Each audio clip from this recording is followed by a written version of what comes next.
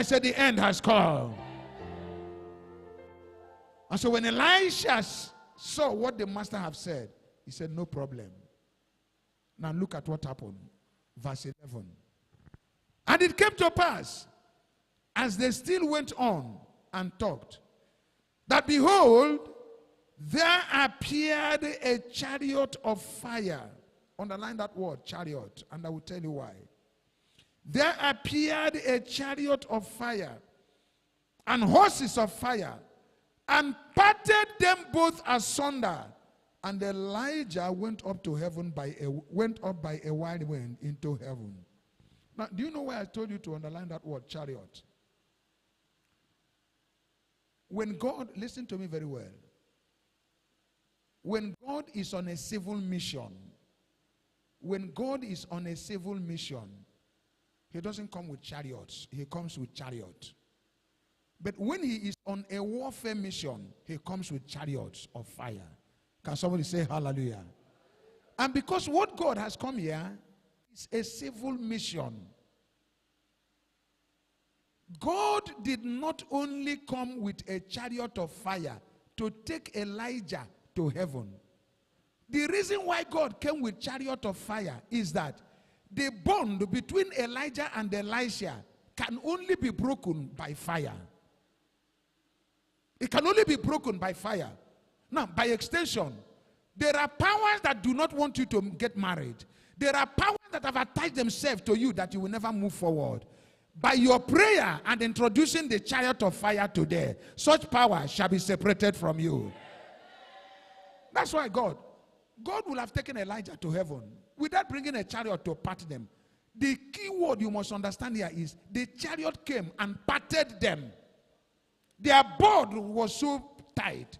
Their bond was so much. And that's why there are certain things that have attached itself to us.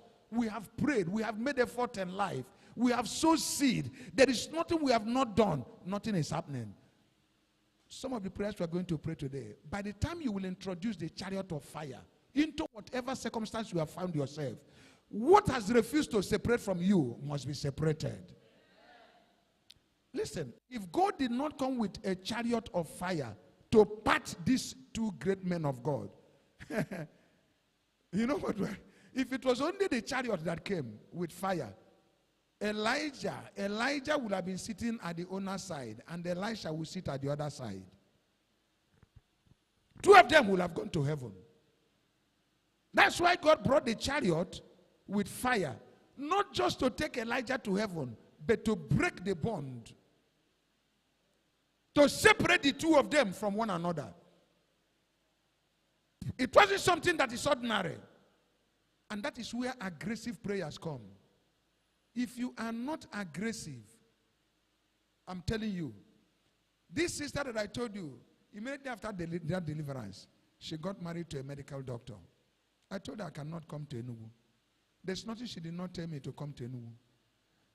The day the mother came, the mother told me, Pastor, I have been going for other people's wedding. My children, none is married.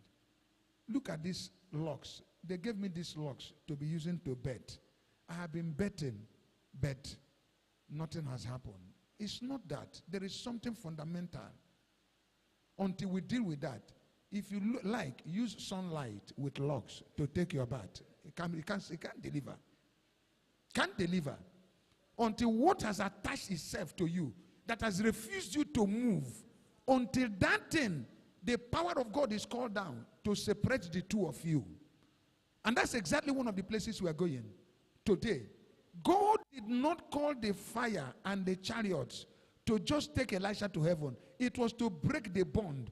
And that's why anything that has attached itself to you and said that I will not leave you, today, the power of God shall part them from your life.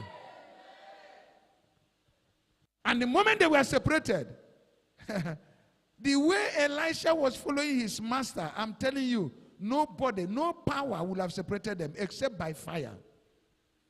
And God came. That's why I said, in civil matters, God comes with a chariot. But in warfare, he comes with chariots of fire. Now, each time, that's one of the things that I want to tell us today. Each time you are praying, which we are going to demonstrate today, and you call upon the chariots of the fire of God in whatever circumstance, fire must be part of it. Because there are chariots of horses without fire, as we are going to see. And there are chariots of horses with what? Fire. Now let's look at verse 12 lastly. And Elisha saw it. That's the key word. In other words, agreeing with what Elijah said. If you see me. If you see me. And that's why the Bible recorded it and said, and Elisha saw it. And he cried, my father, my father. You see, he calls him my father. That was why he said, let a double portion.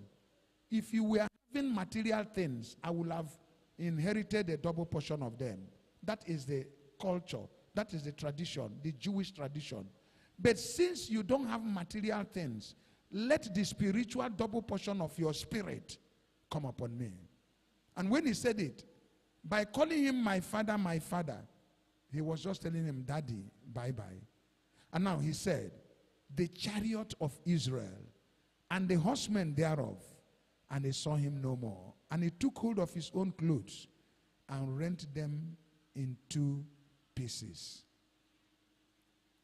The significance of his tearing his own clothes is that the ministry between I and Elisha and Elijah has come to an end.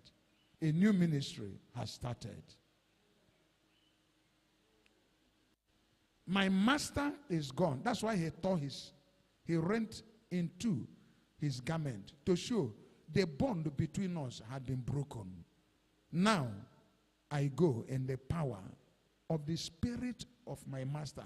It is his spirit that is upon me. No more me being dependent on him. And that's why today, I don't know the garment you have been wearing that they put on you, but by the power of God that shall come here today, that garment shall be set on fire. There has to be a clear distinction between what used to happen and what is happening. We are in the dispensation of results. I used to say it. The easiest way to teach mathematics is by example. You don't make noise to make news. When the wrong things are checkmated, the right things will manifest. It comes about effortlessly.